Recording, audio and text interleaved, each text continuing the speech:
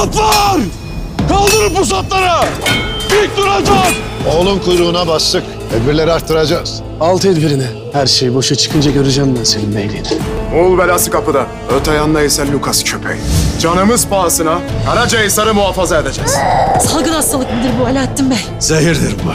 Anne, sen mi geldin anne? Geldim kızım. Ulugan Osman'a sınırına girmiş bile. Gelişimizi sezemediler diye altlarına kızma. Hem biz istemezsek gökteki kartal bile bizi sezemez. Yerdeki, gökteki cümlesine yemin olsun. Bizim topraklarımıza geldiğiniz müddetçe biz her daim keskin pusat olacağız.